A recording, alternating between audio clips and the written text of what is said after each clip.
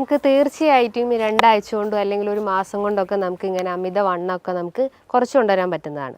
അപ്പോൾ അതിന് മുന്നേ ആയിട്ട് നമുക്ക് വെയിറ്റ് കൂടാൻ എന്തൊക്കെ കാരണങ്ങളെന്ന് നമുക്കിവിടെ ഡിസ്കസ് ചെയ്യാം. ലോവർ അബ്ഡോമൻ നല്ല ബൾജ് ചെയ്തിരിക്കുന്നു, അല്ലെങ്കിൽ ഒരു പോട്ട് ബെല്ലി സ്ട്രക്ചർ, അല്ലെങ്കിൽ ഒരു സഞ്ചി പോലെയൊക്കെ കാണപ്പെടുന്നുണ്ട്.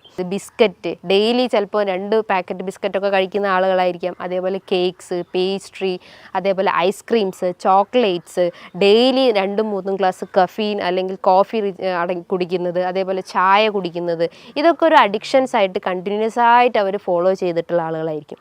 അപ്പോൾ അത്തരം ആളുകളിലും ഇത്തരം ടയേർഡ് ബെല്ലി ഫാറ്റ് കണ്ടുവന്നിട്ടുണ്ട്. നല്ല ഹെൽത്തി ഫാറ്റ് അല്ലെങ്കിൽ നല്ല ഹെൽത്തി പ്രോട്ടീൻസ് നമ്മൾ ഭക്ഷണത്തിൽ ഉൾപ്പെടുത്തി കഴിഞ്ഞ് കഴിഞ്ഞാൽ നമുക്ക് ഇത്തരം പ്രശ്നങ്ങളൊക്കെ നമുക്ക് ഒരു പരിധി വരെ നമുക്ക് കൺട്രോൾ ചെയ്യാൻ പറ്റുന്നതാണ്. ഹായ് മാം, പലപ്പോഴും നമ്മുടെ അടുത്ത് അല്ലെങ്കിൽ ഒരു കമൻ്റ് ആയിട്ടോ അല്ലെങ്കിൽ ഒക്കെ ചോദിക്കാനുള്ളതാണ്, നമുക്കൊരാഴ്ച കൊണ്ട് 4 കിലോ അല്ലെങ്കിൽ 5 കിലോ ഒക്കെ കുറയ്ക്കാൻ പറ്റുമോ എന്നുള്ളത്. പ്രത്യേകിച്ച് നമ്മളെ ഒരു വെഡ്ഡിംഗ് ഒക്കെ വരികയാണെങ്കിൽ, നമ്മളെ സ്വന്തം വെഡ്ഡിംഗ് ആണെങ്കിലും അല്ലെങ്കിലൊക്കെ പല ആളുകളും ചോദിക്കാറുണ്ട്, നമുക്ക് ഒരു ഇഷ്ടപ്പെട്ട ഡ്രസ്സൊക്കെ ധരിക്കണമെങ്കിൽ ഒന്ന് ഈ ചാടിയ വയറൊന്ന് ഉള്ളിലാവണം, അതിന് ഒരാഴ്ച കൊണ്ട് എന്തെങ്കിലും മെത്തേഡ്സ് ഉണ്ടോ, അല്ലെങ്കിൽ 2 ആഴ്ച കൊണ്ട് 10 ദിവസം കൊണ്ട് 10 ദിവസത്തിനുള്ളിൽ തന്നെ നമുക്ക് ഇത്രയും കാര്യങ്ങൾ ചെയ്യാൻ പറ്റുമോ എന്ന് പലരും ചോദിക്കാറുണ്ട്. അങ്ങനെ നമുക്ക് ഒരു പെട്ടെന്ന് തന്നെ ഒരാഴ്ച കൊണ്ടോ അല്ലെങ്കിൽ 2 ആഴ്ച കൊണ്ടോ നമുക്ക് ഈസി ആയിട്ട് വെയിറ്റ് നമുക്കും അല്ലെ കുറയ്ക്കാനും അതുപോലെ തന്നെ നമ്മളെ ചാടിയ വയറൊന്ന് ഉള്ളിലാക്കാനും എന്തെങ്കിലും വഴികളുണ്ടോ? നമുക്ക് തീർച്ചയായിട്ടും ഈ 2 ആഴ്ച കൊണ്ടോ അല്ലെങ്കിൽ ഒരു മാസം കൊണ്ടൊക്കെ നമുക്ക് ഇങ്ങനെ അമിതവണ്ണമൊക്കെ നമുക്ക് കുറച്ച് കൊണ്ടുവരാൻ പറ്റുന്നതാണ്. അപ്പോൾ അതിന് മുന്നേ ആയിട്ട് നമുക്ക് വെയിറ്റ് കൂടാൻ എന്തൊക്കെ കാരണങ്ങളെന്ന് നമുക്കിവിടെ ഡിസ്കസ് ചെയ്യാം. മെയിനായിട്ട് വെയിറ്റ് കൂടാന്ന് പറഞ്ഞു കഴിഞ്ഞാൽ നമ്മളെ ബോഡി വെയിറ്റ് അല്ലെങ്കിൽ ബോഡി മാസ് ഇൻഡെക്സ് ഒരു 35 എബോവ് ആകുമ്പോഴാണ് നമ്മുടെ ശരീരത്തിൽ കൊഴുപ്പും അല്ലെങ്കിൽ നമ്മളെ ശരീരഭാരം കൂടിയിട്ടുണ്ടെന്ന് നമുക്ക് പറയാം. അപ്പോൾ ഈ വെയിറ്റ് കൂടുക എന്ന് പറയുമ്പം നമ്മുടെ ജോയിൻസിനൊക്കെ നോർമലി ഒരു ജോയിൻറ്റിന് ഒരു വെയിറ്റ് ബെയറിങ് കപ്പാസിറ്റി ഉണ്ട്. നമ്മളെ ശരീരത്തിൻ്റെ ഒരു 4 കിലോളം നമ്മളെ ജോയിൻസ് താങ്ങി നിർത്തുന്നുണ്ട്.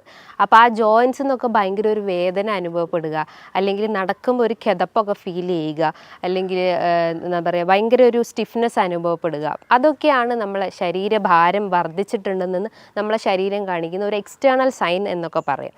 അതേപോലെ തന്നെ ചില ഡ്രസ്സൊക്കെ ഇടുമ്പോൾ നമ്മൾ ഇപ്പോൾ ഇട്ടുകൊണ്ടിരിക്കുന്ന ഡ്രസ്സ് കുറച്ച് കഴിഞ്ഞ് നമ്മൾ വെയിറ്റൊക്കെ കൂടി കഴിഞ്ഞ് നമുക്ക് ഇടാൻ ഭയങ്കര ബുദ്ധിമുട്ടായിരിക്കും, നമുക്ക് ഭയങ്കര ടൈറ്റായിരിക്കും, ചിലർക്ക് വയറായിട്ട് അനുഭവപ്പെടാം. അപ്പോൾ ഇത് വരാൻ ഒരുപാട് കാരണങ്ങളുണ്ട്. മെയിനായിട്ട് അവരെ ഭക്ഷണ രീതികൾ തന്നെയാണ്. നമുക്കറിയാം പണ്ട് കാലങ്ങളിലൊക്കെ ആളുകൾക്ക് അസുഖങ്ങൾ വരുന്നത് വളരെ കുറവാണ്. അതായത് ഫാറ്റി ലിവർ പോലത്തതും ഫൈബ്രോയിഡ് ഇഷ്യൂസ്, PCOD ഇഷ്യൂസൊക്കെ വരുന്നത് വളരെ കുറവാണ്. ഇന്നൊരു ജനറേഷൻ നോക്കുമ്പോൾ ഒരു 100-ൽ 60% ആളുകളിലും ഈ ഫാറ്റി ലിവർ ഇഷ്യൂസ് ഉണ്ട്. ഒരു 60% ആളുകൾ തന്നെ PCODൻ്റെ ഇഷ്യൂസ് ഉണ്ട്. അപ്പോൾ അതുമൂലം ഇൻഫെർട്ടിലിറ്റി കംപ്ലയിൻസ്, കുട്ടികളില്ലാത്ത ബുദ്ധിമുട്ടുകളൊക്കെ ഇന്ന് വളരെ കോമൺ ആയിട്ടുള്ള കാര്യങ്ങളാണ്. അപ്പോൾ അവരൊക്കെ മെയിൻ ഒരു റീസൺ അല്ലെങ്കിൽ അത് വരാനുള്ള ഒരു റീസൺ എന്ന് പറഞ്ഞു കഴിഞ്ഞാൽ അവരൊരു ബാലൻസ് ഡയറ്റ് അവിടെ മെയിൻറ്റെയിൻ ചെയ്യുന്നില്ല. ഒരു ബാലൻസ് ഡയറ്റ് മെയിൻറ്റെയിൻ ചെയ്ത് കഴിഞ്ഞാൽ നമുക്കൊരുവിധം എല്ലാ അസുഖങ്ങളെയും നമുക്ക് കൺട്രോൾ ചെയ്യാൻ പറ്റുന്നതാണ്. അതായത് ബാലൻസ് ഡയറ്റ് എന്ന് പറയുമ്പം കാർബോഹൈഡ്രേറ്റ്, ഫാറ്റ്സ്, പ്രോട്ടീൻസ്, ഇത് 3ഉം തുല്യ രീതിയിൽ നമ്മളെ ഭക്ഷണത്തിൽ ഉൾപ്പെടുത്തി കഴിഞ്ഞ് കഴിഞ്ഞാൽ നമുക്ക് എല്ലാ അസുഖത്തെയും നമുക്ക് കൺട്രോൾ ചെയ്യാൻ പറ്റും. അപ്പം നമ്മൾ മരുന്നിനെയോ അല്ലെങ്കിൽ മറ്റെന്ത് മെഡിസിൻസിനെയോ ഒന്നും ഡിപ്പെൻഡ് ചെയ്യേണ്ട ആവശ്യമില്ല. ഇന്ന് വെയിറ്റ് കുറയ്ക്കാനും BP-ക്കും ഷുഗറിനും ഫാറ്റി ലിവറിനൊക്കെ ഒരുപാട് മെഡിസിൻസ് ഹൈ ഡോസായിട്ട് നമ്മൾ ഡെയിലി കഴിക്കാറുണ്ട്. ആ മെഡിസിൻസിൻ്റെ സൈഡ് എഫക്റ്റ് ആയിട്ട് പല കിഡ്നി സ്റ്റോൺ പ്രശ്നങ്ങളും വീക്ക്നെസ് അനുഭവപ്പെടുന്നതും പ്രതിരോധശേഷി കുറയുന്ന പ്രശ്നങ്ങളൊക്കെ ഇന്ന് ആളുകളിൽ കോമൺ ആണ്. അപ്പോൾ അതൊക്കെ ഒന്ന് കുറയ്ക്കാന്ന് പറയുന്നത് നമ്മൾ മെയിനായിട്ട് നമ്മൾ ഭക്ഷണത്തിൽ ഫോക്കസ് ചെയ്താൽ മതി. അപ്പോൾ ഭക്ഷണം നമ്മൾ കൺട്രോൾ ചെയ്ത് കഴിഞ്ഞാൽ തന്നെ നമുക്കൊരുവിധം എല്ലാം നമുക്ക് കൺട്രോൾ ചെയ്യാൻ പറ്റും. അപ്പം ഞാൻ പറഞ്ഞു വെയിറ്റ് കൂടാനുള്ള ഒരു കാരണം എന്ന് പറഞ്ഞു കഴിഞ്ഞാൽ ഈ അമിതമായിട്ടുള്ള കാർബ് അല്ലെങ്കിൽ അമിതമായിട്ടുള്ള കൊഴുപ്പേറിയ ഭക്ഷണങ്ങൾ അല്ലെങ്കിൽ അമിതമായിട്ടുള്ള പ്രോട്ടീൻ റിച്ച് ആയിട്ടുള്ള ഭക്ഷണങ്ങളൊക്കെ എടുക്കുമ്പോഴാണ് നമുക്ക് ഇത്തരം വെയിറ്റിൻ്റെ പ്രശ്നങ്ങൾ വരുന്നത്. അപ്പോൾ അതൊന്ന്. രണ്ടാമതായിട്ട് ഇത്രയും കഴിക്കുന്നുണ്ടെങ്കിലും നമ്മളത് ശരീരത്തിൽ നിന്ന് ബേൺ ഔട്ടായി പോകുന്നില്ല, അല്ലെങ്കിൽ ആ കലോറി നമ്മളെ ശരീരത്തിൽ അടിഞ്ഞു കൂടുക അല്ലെങ്കിൽ പല അവയവങ്ങളിലൊക്കെ അത് അടിഞ്ഞു കൂടുന്നുണ്ട്. അപ്പോൾ അത് ബേൺ ഔട്ടായിട്ടോ അല്ലെങ്കിൽ വേർപ്പായിട്ടോ നമ്മളെ ശരീരത്തിൽ പുറന്തള്ളപ്പെടുന്നില്ല. അപ്പോൾ നമ്മൾ എന്ത് ചെയ്യണം? നല്ല രീതിയിൽ എക്സസൈസ് ചെയ്യണം. അപ്പോൾ വ്യായാമക്കുറവ് ഇതിൻ്റെ ഒരു മെയിൻ കാരണമാണ്. അപ്പോൾ എക്സസൈസ് ചെയ്തിട്ടില്ലെങ്കിൽ ഇത്തരം ബുദ്ധിമുട്ടുകൾ നമുക്ക് കണ്ടിന്യൂസ് ആയിട്ട് വന്നുകൊണ്ടേ നിൽക്കും. അതേപോലെ തന്നെയാണ് വെയിറ്റ് കൂടാനുള്ള ഒരു കാരണം എന്ന് പറഞ്ഞാൽ നമ്മുടെ ശരീരത്തിൽ എസ്പെഷ്യലി സ്ത്രീകളിൽ നോക്കുകയാണെങ്കിൽ PCOD പ്രശ്നങ്ങളൊക്കെ ഉള്ള ആളുകളിൽ ഒരു കാരണം എന്ന് പറഞ്ഞു കഴിഞ്ഞാൽ ഹോർമോണൽ ഇംബാലൻസ് ആണ്. ഹോർമോണൽ ഇംബാലൻസ് എന്ന് പറയും PCOD കേസസിൽ ഈസ്ട്രജൻ ഹോർമോൺസിൽ ഉണ്ടാകുന്ന വേരിയേഷൻസ് കൊണ്ടാണ് ഇത്തരം സിസ്റ്റ് രൂപപ്പെടുന്നത്. അപ്പോൾ അവർക്ക് മെൻസ്ട്രൽ ഇറഗുലാരിറ്റീസ് ഉണ്ടാവാം, അവർക്ക് ഇൻഫെർട്ടിലിറ്റി പ്രശ്നങ്ങൾ ഉണ്ടാവാം, അതുമൂലം അവർക്ക് ഫൈബ്രോയിഡിൻ്റെ കംപ്ലയിൻസ് ഉണ്ടാവാം. അങ്ങനെ പല രീതിയിലുള്ള കോംപ്ലിക്കേഷൻസ് ആണ് ചിലപ്പം നമുക്ക് ഒരു അസുഖം വന്നു കഴിഞ്ഞാൽ നമ്മുടെ ശരീരത്തിൽ കാണിച്ചു തരുന്നത്. അപ്പം PCOD കൺട്രോൾ ചെയ്യാനും ഫാറ്റി ലിവർ കൺട്രോൾ ചെയ്യാനും അതേ ഫൈബ്രോയിഡ് കൺട്രോൾ ചെയ്യാനും എല്ലാത്തിനും നമ്മൾ ഡയറ്റും എക്സസൈസും മെയിനായിട്ട് ഫോക്കസ് ചെയ്യുക. ഇന്ന് പല ആളുകളും ചിന്തിക്കുന്നത് എല്ലാത്തിനും മരുന്നെടുത്ത് കഴിഞ്ഞാൽ നമുക്ക് എല്ലാ അസുഖവും കൺട്രോൾ ചെയ്യാൻ പറ്റും. നമുക്കറിയാം ഒരു 30% മാത്രമാണ് നമ്മൾ മരുന്നിന് ഡിപ്പെൻഡ് ചെയ്യുള്ളൂ. ബാക്കി ഒരു റിമൈനിങ് ഒരു 60% എല്ലാം നമ്മളെ ഭക്ഷണവും അതുപോലെ തന്നെ എക്സസൈസും ആണ് മെയിനായിട്ട് ഫോക്കസ് ചെയ്യേണ്ടത്. അപ്പം നമ്മൾ മെയിനായിട്ട് ഫോക്കസ് ചെയ്യേണ്ടത് നമ്മളെ ഡയറ്റും എക്സസൈസും അതേപോലെ തന്നെ ഒരു 3rd മാത്രമായിട്ട് മെഡിസിൻസിനെ കണ്ടാൽ മതി. ഈ വെയിറ്റ് കൂടി വരുന്ന ആളുകളിൽ അല്ലെങ്കിൽ വെയിറ്റ് കൂടി വരുന്ന ഏറ്റവും കൂടുതൽ ആളുകളിൽ കണ്ടുവരുന്ന ഒരു അസുഖമാണ് ഈ ഫാറ്റി ലിവർ ഇഷ്യൂസ്. അതായത് ഫാറ്റി ലിവർ ഉള്ള രോഗികളിൽ ഒരു ബോഡി സ്ട്രക്ചർ നോക്കുമ്പോൾ അവർക്ക് കൈകാലുകളൊക്കെ ഭയങ്കര ലീൻ അല്ലെങ്കിൽ മെലിഞ്ഞിരിക്കുന്നത് നമുക്ക് കാണാം. പക്ഷെ അവർ വയറ് നോക്കുമ്പം ചാടിയിരിക്കുന്നത് അല്ലെങ്കിൽ ഒരു പോട്ട് ബെല്ലി സ്ട്രക്ചറിലേക്ക് കാണപ്പെടുന്നുണ്ട്. അതായത് പോട്ട് ബെല്ലി സ്ട്രക്ചർ എന്ന് പറയുമ്പം നമ്മൾ ഈ ഒരു വാരിയലിൻ്റെ താഴെയായിട്ട് വയറിങ്ങനെ ചാടിയിരിക്കുന്നത് നമുക്ക് കാണാം. അതിൻ്റെ ഒരു മെയിൻ കാരണം എന്ന് പറഞ്ഞു കഴിഞ്ഞാൽ ലിവർ സംബന്ധമായിട്ടുള്ള എന്തോ ഒരു അസുഖം അയാൾക്ക് വന്നിട്ടുണ്ടെന്ന്. മെയിനായിട്ട് ഫാറ്റി ലിവർ ഇഷ്യൂസ്, അതേപോലെ തന്നെ സിറോസിസ് കംപ്ലയിൻസ് ഉള്ള ആളുകൾ, അതായത് അവർക്ക് ലോവർ അബ്ഡോമൻ നല്ല ബൾജ് ചെയ്തിരിക്കുന്നു അല്ലെങ്കിൽ ഒരു പോട്ട് ബെല്ലി സ്ട്രക്ചർ അല്ലെങ്കിൽ ഒരു സഞ്ചി പോലെയൊക്കെ കാണപ്പെടുന്നുണ്ട്. അപ്പോൾ ഇവർ മെയിനായിട്ട് ഫോക്കസ് ചെയ്യേണ്ടതെന്ന് പറഞ്ഞാൽ നല്ല കൊഴുപ്പുകളെ ഭക്ഷണത്തിൽ സപ്ലൈ ചെയ്യാൻ ശ്രമിക്കുക. അതായത് ഹെൽത്തി ഫാറ്റ് ആയിട്ടുള്ള omega-3 ഫാറ്റി ആസിഡ്സ് അവരെ ഭക്ഷണത്തിൽ എടുക്കാം. അപ്പോൾ ചോദിക്കും omega-3 ഫാറ്റി ആസിഡ്സ് ഏത് ഭക്ഷണത്തിലാണ് അടങ്ങിയിട്ടുള്ളത്?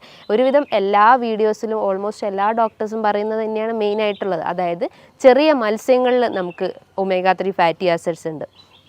ചെറിയ മത്സ്യങ്ങൾ എന്ന് പറയുമ്പം അയല, മത്തി, നെത്തോലി, ഇതിൻ്റെ അകത്തൊക്കെ ചെറിയ രീതിയിൽ അതായത് ഒരു 30% അല്ലെങ്കിൽ ഒരു 40% omega-3 ഫാറ്റി ആസിഡ്സ് അടങ്ങിയിട്ടുണ്ട്. അതോടൊപ്പം തന്നെ കാൽഷ്യം അടങ്ങിയിട്ടുണ്ട്. ഈ കാൽഷ്യം കണ്ടന്റ് ഉള്ളത് കൊണ്ട് തന്നെ നമുക്ക് ജോയിൻറ്റ് റിലേറ്റ് ചെയ്തിട്ടുള്ള എന്തെങ്കിലും ഇഷ്യൂസ് അല്ലെങ്കിൽ എല്ല് സതമായിട്ടുള്ള എന്തെങ്കിലും ഇഷ്യൂസ് ഉണ്ടെങ്കിൽ അതൊക്കെ ഒന്ന് കൺട്രോൾ ചെയ്യാൻ പറ്റുന്നതാണ്. അപ്പം നല്ല രീതിയിൽ ഹെൽത്തി ഫാറ്റ്സ് ഭക്ഷണത്തിൽ ഉൾപ്പെടുത്താൻ ശ്രമിക്കാം. അപ്പോൾ അത് നമ്മളെ ഡയറ്റിൽ ഉൾപ്പെടുത്തി കഴിഞ്ഞ് കഴിഞ്ഞാൽ നമുക്ക് ഇത്തരം പോട്ട് ബെല്ലി പ്രശ്നങ്ങളോ അല്ലെങ്കിൽ ഫാറ്റി ലിവർ ഇഷ്യൂസ് ഉണ്ടെങ്കിൽ അതൊക്കെ നമുക്കൊന്ന് കൺട്രോൾ ചെയ്യാൻ പറ്റുന്നത്.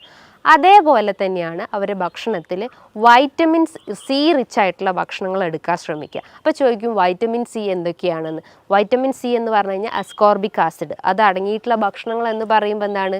നാരങ്ങ, മൊസമ്പി, നെല്ലിക്ക, നമ്മളെ തൊടിയിലൊക്കെ ഉണ്ടാകുന്ന നെല്ലിക്ക എന്ന് പറയുമ്പോൾ നമ്മളെ പ്രതിരോധശേഷി വർദ്ധിപ്പിക്കുന്നു, നമ്മളെ ഹെയർ ഗ്രോത്ത് ഇൻക്രീസ് ചെയ്യുന്നു. അതുപോലെ തന്നെ സ്കിന്നിന് എന്തെങ്കിലും ഇഷ്യൂസോ ഡിസ്കളറേഷനോ അല്ലെങ്കിൽ എന്തെങ്കിലും അങ്ങനെ ചുളിവ് പോലെയൊക്കെ വരുന്ന ഇഷ്യൂസൊക്കെ ഉണ്ടെങ്കിൽ അതിനെയൊക്കെ ഒന്ന് കൺട്രോൾ ചെയ്യാൻ വേണ്ടിയിട്ട് നമുക്ക് ഡെയിലി ഒരു 1-2 നെല്ലിക്ക കഴിക്കുന്നത് നല്ലതാണ്. അതേപോലെ തന്നെയാണ് കുട്ടികളിൽ വിരശല്യം എന്ന് വളരെ കോമൺ ആയിട്ടുള്ള ഒന്നാണ്. അപ്പോൾ കുട്ടികളുടെ അമ്മമാർ പറയുന്ന ഒരു ബുദ്ധിമുട്ട് എന്ന് പറഞ്ഞാൽ അവർ പൊക്കിളിന് ചുറ്റായിട്ട് വേദന പറയുന്നു, ഓക്കാനം, ഛർദി, ഫുഡൊന്നും കഴിക്കുന്നില്ല, പെട്ടെന്ന് അവർ വൊമിറ്റ് ചെയ്യുന്നു, അതേപോലെ ഒരു വീക്ക്നെസ് വരുന്നു, വെയിറ്റ് കുറയുന്നു. ഇതൊക്കെയാണ് കുട്ടികളിൽ വിരശല്യം വരുന്നതിൻ്റെ ഒരു ലക്ഷണങ്ങളായിട്ട് പറയുന്നത്. അപ്പോൾ കുട്ടികൾക്കായാലും അവർക്ക് ഡെയിലി ഒരു 1-2 നെല്ലിക്ക കൊടുക്കുന്നത് ഏറ്റവും നല്ലതാണ്. ഇത് അവരെ ദഹന വ്യവസ്ഥ ഇമ്പ്രൂവ് ചെയ്യുന്നു. അതായത് ദഹന സംബന്ധമായിട്ട് എന്തെങ്കിലും ബുദ്ധിമുട്ടുകൾ ഉണ്ടെങ്കിൽ, അതായത് എന്തെങ്കിലും സീലിയാക് ഡിസീസോ അല്ലെങ്കിൽ ലാക്ടോസ് ഇൻടോളറൻസ് പോലത്തെ എന്തെങ്കിലും ബുദ്ധിമുട്ടുകൾ ഉണ്ടെങ്കിൽ ആ ദഹനത്തിനൊന്ന് ഇമ്പ്രൂവ് ചെയ്യാൻ സഹായിക്കുന്നതാണ് ഈ നെല്ലിക്ക എന്ന് പറഞ്ഞിട്ടുള്ള ആ ഒരു ഇന്ത്യൻ ഗൂസ്ബെറി. അതേപോലെ തന്നെയാണ് അവരുടെ ഭക്ഷണത്തിൽ ഫൈബർ റിച്ച് ആയിട്ടുള്ള ഭക്ഷണങ്ങൾ എടുക്കാൻ ശ്രമിക്കുക. ഫൈബർ എന്ന് പറയുന്നത് നല്ല രീതിയിൽ നാരുകൾ അടങ്ങിയിട്ടുള്ളത്, അതായത് പൊമോഗ്രാനൈറ്റ്, ഓറഞ്ച്, മൊസമ്പി, ഗ്രേപ്സ്, വെജിറ്റബിൾസിൽ നോക്കുമ്പം കുക്കുംബർ, ക്യാരറ്റ്, ഇതിൻ്റെ അകത്തൊക്കെ ഒരുപാട് ഫൈബർ അടങ്ങിയിട്ടുണ്ട്. ഇത് നമ്മളെ ദഹനത്തിനെ നല്ല രീതിയിൽ ഇമ്പ്രൂവ് ചെയ്യാൻ സഹായിക്കുന്നു. ഇനിയിപ്പോൾ മലബന്ധം പ്രശ്നങ്ങളൊക്കെ ഉള്ള ആളുകളാണെങ്കിൽ എല്ലാ ഡോക്ടേഴ്സും പറയുന്ന ഒന്നാണ് അവർ നല്ല രീതിയിൽ വാട്ടർ ഇൻടേക്ക് വെച്ചാൽ ബോഡി വാട്ടർ ഇൻടേക്ക് നല്ല രീതിയിൽ കൂട്ടുക. അതേപോലെ തന്നെയാണ് ഫൈബർ റിച്ച് ആയിട്ടുള്ള ഭക്ഷണങ്ങൾ എടുക്കാൻ ശ്രമിക്കുക. അപ്പം ഇതും നമ്മളെ ഡയറ്റിൽ ഉൾപ്പെടുത്തി കഴിഞ്ഞ് കഴിഞ്ഞാൽ നമുക്ക് ദഹന സംബന്ധമായിട്ടുള്ള എന്തെങ്കിലും പ്രശ്നങ്ങളുണ്ടെങ്കിൽ അത് കൺട്രോൾ ചെയ്യും. അതോടൊപ്പം തന്നെ നമ്മളെ വെയിറ്റിനൊന്ന് മെയിൻറ്റെയിൻ ചെയ്യാൻ സഹായിക്കുന്നതാണ്. അതേപോലെ തന്നെയാണ് അവരുടെ ഭക്ഷണത്തിൽ പ്രോട്ടീൻ്റെ കണ്ടൻറ്റും ഇൻക്ലൂഡ് ചെയ്യാൻ ശ്രമിക്കുക. പ്രോട്ടീൻ എന്ന് പറയുമ്പോൾ ചെറിയ മത്സ്യങ്ങളാവട്ടെ, നട്ട്സ് ആവട്ടെ, സീഡ്സ് ആവട്ടെ, പംകിൻ സീഡ്സ്, ഫ്ലാക്സ് സീഡ്സ്, ബദാം, ആൽമണ്ട്, ഇതൊക്കെ അവരുടെ ഭക്ഷണത്തിൽ ഉൾപ്പെടുത്തി കഴിഞ്ഞ് കഴിഞ്ഞാൽ അവർക്ക് ഒരുവിധം എല്ലാ ലൈഫ് സ്റ്റൈൽ ഡിസീസസും അവർക്ക് കൺട്രോൾ ചെയ്യാൻ പറ്റും. ഇന്ന് ഒരുവിധം അസുഖങ്ങൾക്കൊക്കെ മെയിൻ കാരണം എന്ന് പറഞ്ഞു കഴിഞ്ഞാൽ അമിതമായിട്ടുള്ള മദ്യപാനമാണ്, അല്ലെങ്കിൽ അമിതമായിട്ടുള്ള പുകവലിയാണ്. അപ്പോൾ ഈ പുകവലിയും മദ്യപാനമാണ് നമ്മളെ ഫാറ്റി ലിവറിനെ ട്രിഗർ ചെയ്യുന്നത്. സിറോസിസിൻ്റെ ഒരു മെയിൻ വില്ലനായിട്ട് പറയാം, നമുക്ക് ഒരു 10% വില്ലനായിട്ട് നമുക്ക് പറയാം ഈ ഒരു ആൽക്കഹോളിക് അഡിക്ഷൻസ് ആണ്. അപ്പം എല്ലാ അസുഖത്തിനെയും നമുക്ക് തടഞ്ഞു നിർത്താൻ പറ്റുന്നതാണ് നമ്മൾ ഈ പൂർണ്ണമായിട്ടും ആൽക്കഹോളും സ്മോക്കിംഗ് അഡിക്ഷൻസ് ഉണ്ടെങ്കിൽ അത് പൂർണ്ണമായിട്ടും ഒഴിവാക്കാൻ ശ്രമിക്കുക. അതേപോലെ തന്നെ ഈ കുടവയറ് അല്ലെങ്കിൽ അമിതവണ്ണമുള്ള ആളുകളിൽ ഒരു കണ്ടീഷനാണ് ടയേർഡ് ബെല്ലി ഫാറ്റ് എന്ന് പറയും. ടയേർഡ് ബെല്ലി ഫാറ്റ് എന്ന് പറയുമ്പം 2 ടയർ രൂപത്തിലായിട്ട് ഇങ്ങനെ വയറ് കിടക്കുന്നു. ഒന്ന് നമ്മുടെ വാരിയലിൻ്റെ താഴെയായിട്ടും ഒന്ന് നമ്മുടെ ലോവർ അബ്ഡമനിലായിട്ടും ഇങ്ങനെ വയറ് ചാടി കിടക്കുന്നത് കാണാം. ഇതിൻ്റെ ഒരു കാരണം എന്ന് പറഞ്ഞു കഴിഞ്ഞാൽ അവർ നല്ല രീതിയിൽ ഭക്ഷണം കഴിക്കുന്നു, അതായത് അമിതമായിട്ട് വലിച്ചു വാരി കഴിക്കുന്നു. ഒരു പ്രോപ്പർ ടൈമിംഗ് അവിടെ മെയിൻറ്റെയിൻ ചെയ്യുന്നില്ല. ബ്രേക്ക്ഫാസ്റ്റ് എന്ന് പറയുമ്പോൾ നമുക്കറിയാം ഒരു ബ്രെയിൻ ഫുഡായിട്ടാണ് വർക്ക് ചെയ്യുന്നത്. അപ്പോൾ പ്രോപ്പർ ടൈമിങ്ങിൽ ബ്രേക്ക്ഫാസ്റ്റ് കഴിച്ചിട്ടില്ലെങ്കിൽ നമുക്ക് ആ ഒരു ഫുൾ ഡേ റൂട്ടീൻ തന്നെ നമ്മൾ ഡിസോർഡേർഡ് ആയിപ്പോകും. കാരണം നമ്മളെ ദഹനത്തിന് അല്ലെങ്കിൽ നമ്മളെ വയറിനറിയാം നമ്മൾ ഇന്ന ടൈമിലാണ് ഫുഡ് കഴിക്കുക. അപ്പോൾ ആ ഒരു ആ ഒരു ഡിസ്ഫങ്ഷൻ തന്നെ അവിടെ കറക്റ്റ് ആവില്ല. പ്രോപ്പറായിട്ട് നമ്മളെ ദഹനം ഫങ്ഷൻ ചെയ്യുന്നില്ല. അപ്പം ബ്രേക്ക്ഫാസ്റ്റ് സ്കിപ്പ് ചെയ്ത് കഴിഞ്ഞാൽ ഇത്തരം ഇഷ്യൂസ് വരാനുള്ള ചാൻസസ് ഉണ്ട്.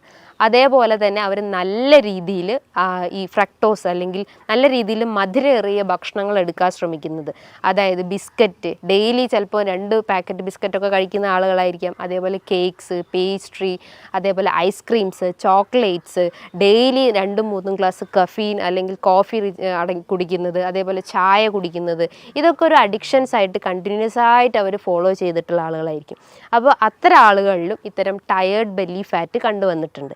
ഇതിനെ അവർ മെയിനായിട്ട് ശ്രദ്ധിക്കേണ്ടത് ഇത്തരം ദുശീലങ്ങളുണ്ടെങ്കിൽ അത് പൂർണ്ണമായിട്ട് ഒഴിവാക്കാൻ ശ്രമിക്കുക. പകരം നല്ല രീതിയിൽ ബെല്ലി എക്സസൈസസ് ചെയ്യാൻ ശ്രമിക്കുക. അതായത് സ്ട്രെച്ചിങ് എക്സസൈസ്, നമ്മളെ മസിലൊക്കെ ഒന്ന് സ്ട്രെച്ച് ചെയ്യുന്ന രീതിയിലുള്ള നല്ല ബെൻഡിങ് എക്സസൈസോ അല്ലെങ്കിൽ സ്കിപ്പിങ്ങോ ജമ്പിങ്ങോ അങ്ങനെ പല രീതിയിലുള്ള എക്സസൈസ് ഫോളോ ചെയ്യാൻ ശ്രമിക്കുക. ഇനിയിപ്പോൾ ഡിസ്ക് ഒക്കെ കംപ്ലൈൻ്റ് ഉള്ള ആളുകളൊക്കെ ആണെങ്കിൽ അവർ ലൈറ്റായിട്ടുള്ള എക്സസൈസ് ഫോളോ ചെയ്യാൻ ശ്രമിക്കുക. ചില രീതിയിലുള്ള യോഗ അല്ലെങ്കിൽ ജസ്റ്റ് ഒരു നടത്തം അല്ലെങ്കിൽ ഒരു ഓട്ടം, ഇതൊക്കെ മെയിനായിട്ട് ഫോക്കസ് ചെയ്യാൻ ശ്രമിക്കുക.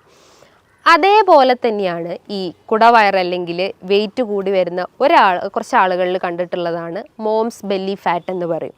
മോംസ് ബെല്ലി ഫാറ്റ് എന്ന് പറയുമ്പോൾ ആ വാക്കുകൊണ്ട് തന്നെ നമുക്ക് ഉദ്ദേശിക്കാം, അതായത് സ്ത്രീകളിൽ പ്രഗ്നൻസി അല്ലെങ്കിൽ ഡെലിവറിക്ക് ശേഷം കാണപ്പെടുന്ന ഒന്നാണ് മോംസ് ബെല്ലി ഫാറ്റ്.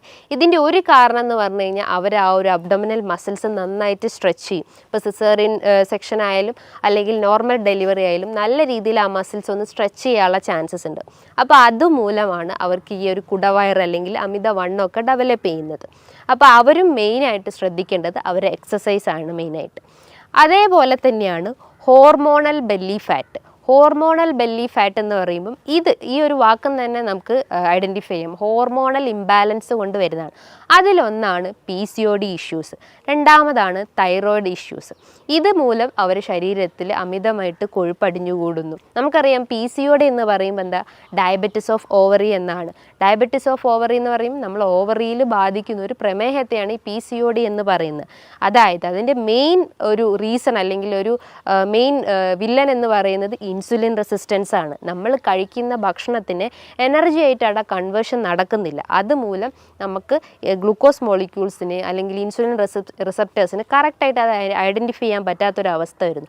അപ്പോൾ നമ്മൾ ബോഡിയിൽ അമിതമായിട്ട് കൊഴുപ്പ് അടിഞ്ഞുകൂടുന്നു, പല ഓർഗൻസിലായിട്ട് അത് അടിഞ്ഞുകൂടുന്നു.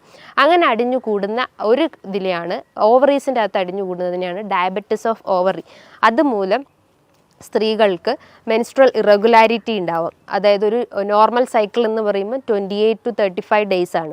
അത് അവർക്കൊരു 40 ഡേയ്സോ അല്ലെങ്കിൽ ഒരു 2 മന്തൊക്കെ ഡിലേ ആവുന്ന ചാൻസസ് ഉണ്ട്. ഇനിയിപ്പോൾ പീരീഡ്സ് ആയി കഴിഞ്ഞാലും അവർക്കൊരു 1-2 ഒരു സ്കാൻഡി ബ്ലീഡിങ്, വളരെ സ്പോട്ടിങ് രീതിയിലുള്ള ബ്ലീഡിങ് മാത്രമേ കാണപ്പെടുന്നുള്ളൂ. അതിശക്തമായിട്ടുള്ള വയറുവേദന അനുഭവപ്പെടാറുണ്ട്. അതേപോലെ തന്നെ ഭയങ്കരമായിട്ട് ക്ഷീണം അനുഭവപ്പെടുന്നു. അതിനേക്കാട്ടും വലുതൊന്നാണ് അവർക്ക് ശക്തമായിട്ട് വെയിറ്റ് കൂടുന്നത്.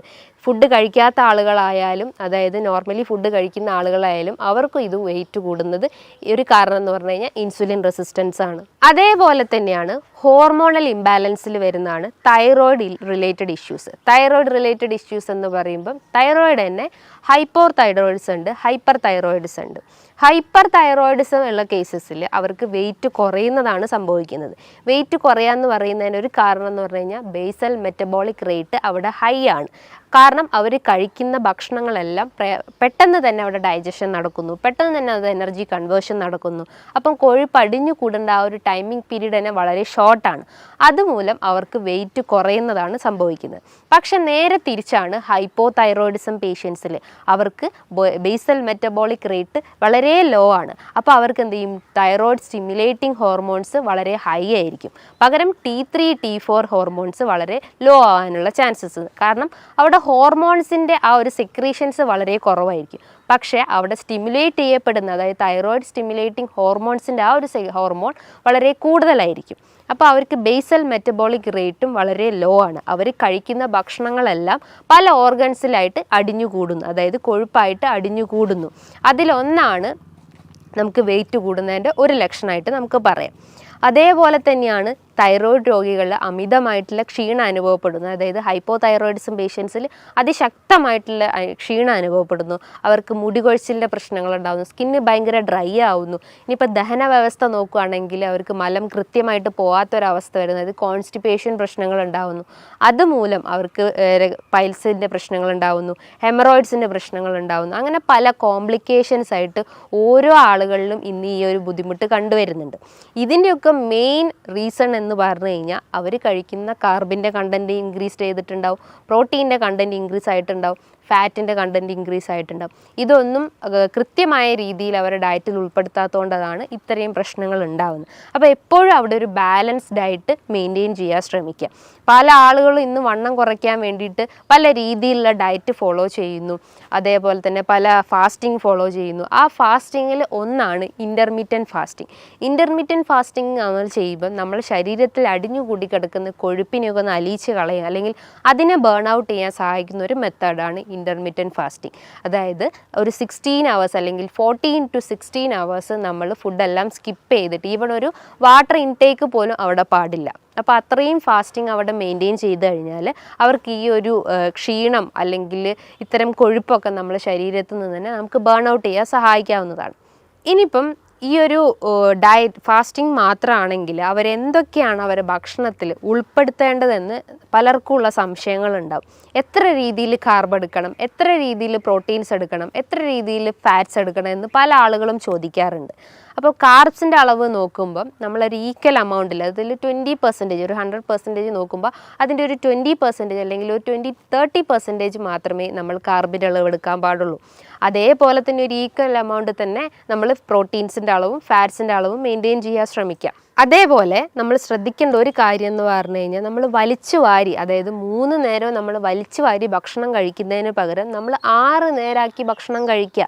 അതായത് ഒരു കൃത്യസമയത്ത് ഭക്ഷണം കഴിക്കാൻ ശ്രമിക്കുക. ഇന്ന് നമ്മൾ 7 മണിക്ക് കഴിച്ചു കഴിഞ്ഞാൽ നമ്മൾ നെക്സ്റ്റ് ഡേ ഒരു 10 മണിക്ക് കഴിച്ചു കഴിഞ്ഞാൽ നമ്മളെ ബോഡി ബാലൻസ് തന്നെ ഇംപ്രോപ്പർ ആവും. അപ്പോൾ ഒരു കൃത്യ ടൈമിങ്ങിൽ ഫുഡ് കഴിക്കാൻ ശ്രമിക്കുക. മോർണിംഗിൽ നമ്മൾ ഒരു 7 to 8 ഉള്ളിൽ കൃത്യമായിട്ട് ബ്രേക്ക്ഫാസ്റ്റ് കഴിക്കാൻ ശ്രമിക്കുക. രാവിലെ എഴുന്നേറ്റാൽ ഉടനെ തന്നെ വെറും വയറ്റിൽ ഒരു തിളപ്പിച്ചാറിയ വെള്ളം കുടിക്കുക ശ്രമിക്കുക. ആ വാട്ടറിൻ്റെ അകത്തേക്കൊന്നും ആഡ് ചെയ്യേണ്ട ആവശ്യമില്ല. നല്ല തിളപ്പിച്ചാറിയ വെള്ളം കുടിച്ചു കഴിഞ്ഞാൽ നമുക്ക് എന്തെങ്കിലും മലബന്ധം പ്രശ്നങ്ങളോ അല്ലെങ്കിൽ ഗ്യാസിൻ്റെ പ്രശ്നങ്ങളോ നെഞ്ചരിച്ചിലിൻ്റെ പ്രശ്നങ്ങളോ ഒക്കെ ഉണ്ടെങ്കിൽ അതിനൊക്കെ ഒന്ന് കൺട്രോൾ ചെയ്യാൻ പറ്റുന്നതാണ് ഈ ഒരു വാട്ടർ ഇൻടേക്ക് എന്ന് പറയുന്നത്. അതിനുശേഷം നമ്മൾക്ക് നമ്മുടെ ബ്രേക്ക്ഫാസ്റ്റ് സ്റ്റാർട്ട് ചെയ്യാവുന്നതാണ്. ഇനിയിപ്പോൾ പ്രമേഹ രോഗികളായാലും തന്നെ അവർ ആ ഒരു കാർബിൻ്റെ അളവൊക്കെ കുറച്ചിട്ട് അവർ നല്ല രീതിയിൽ പ്രോട്ടീൻ്റെ അളവും അല്ലെങ്കിൽ ഫാറ്റ്സിൻ്റെ അളവും മെയിൻറ്റെയിൻ ചെയ്യാൻ ശ്രമിക്കുക. ഇനി ഒരു 11 മണിയാകുമ്പോൾ അവർക്ക് എന്തെങ്കിലും ഒരു ഫ്രൂട്ട്സ് ഐറ്റംസോ അല്ലെങ്കിൽ ഫ്രൂട്ട് സാലഡൊക്കെ ആയിട്ടിട്ട് ഭക്ഷണത്തിൽ ഉൾപ്പെടുത്താവുന്നതാണ്. നമുക്കറിയാം, നമ്മൾ ശ്രദ്ധിക്കേണ്ട ഒരു കാര്യം എന്ന് പറഞ്ഞു കഴിഞ്ഞാൽ നമ്മളെപ്പോഴും ഫ്രൂട്ട്സ് കഴിക്കുമ്പോൾ ജ്യൂസ് ഫോമിൽ കഴിക്കാതിരിക്കുക. ജ്യൂസ് ഫോമിൽ കഴിക്കുമ്പോൾ അതിൻ്റെ ഫൈബർ കണ്ടൻറ്റ് അവിടെ നഷ്ടപ്പെടും. ആ ഒരു ഫ്രക്ടോസിൻ്റെ അളവ് അതിൽ ക്രമാതീതമായിട്ട് കൂടും. അത് കൂടിക്കഴിഞ്ഞാൽ നമ്മുടെ ശരീരത്തിൽ അതിൻ്റെ എമൗണ്ട് എത്തുമ്പം നമ്മുടെ ശരീരത്തിൽ ഗ്ലൂക്കോസിൻ്റെ അളവ് കൂടും. അതായത് ഗ്ലൈസമിക് ഇൻഡെക്സ് കൂടിയിട്ടുള്ള ഭക്ഷണങ്ങളാണെങ്കിൽ നമ്മൾ കഴിക്കുന്നത് കൃത്യമായിട്ടും നമ്മുടെ ശരീരത്തിൽ എന്തായാലും നമ്മുടെ രക്തത്തിൽ പഞ്ചസാരയുടെ അളവ് എന്തായാലും കൂടിയിരിക്കും. അതുമൂലം നമുക്ക് പ്രമേഹം പോലത്തെ പ്രശ്നങ്ങൾ ഉണ്ടാവും. അപ്പോൾ എന്തായാലും നമ്മൾ ഫ്രൂട്ട്സ് കഴിക്കുമ്പോൾ ഒരു 1 അവർ അല്ലെങ്കിൽ ഒരു ½ ആൻ അവർ മീൽസിന് മുന്നായിട്ട് കഴിക്കാൻ ശ്രമിക്കുക. അതും നല്ല രീതിയിൽ ചോപ്പ് ചെയ്തിട്ട് കട്ട് ചെയ്തിട്ട് അതിൻ്റെ അകത്ത് എന്തെങ്കിലും യോഗേർട്ടൊക്കെ ആഡ് ചെയ്ത് കഴിക്കുന്നത് നല്ല കാര്യമാണ്.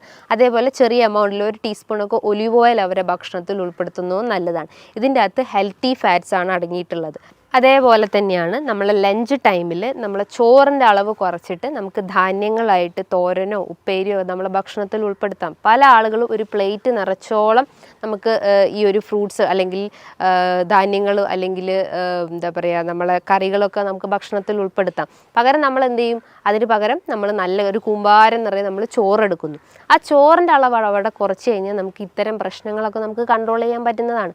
ആ ഒരു ഫുഡ് ടൈമിങ് എപ്പോഴും നമ്മൾ മെയിൻറ്റെയിൻ ചെയ്യാൻ ശ്രമിക്കുക.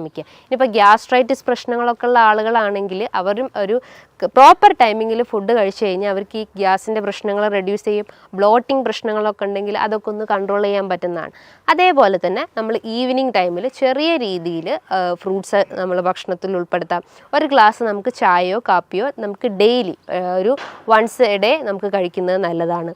അതേപോലെ തന്നെ നമ്മൾ ഡിന്നർ നോക്കുവാണെങ്കിലും അതൊരു 7 to 8 ഉള്ളിൽ നമ്മൾ ഡിന്നർ കഴിക്കാൻ ശ്രമിക്കാം. അത് നമ്മളെ ലൈറ്റ് ഭക്ഷണങ്ങൾ എടുക്കാൻ ശ്രമിക്കുക.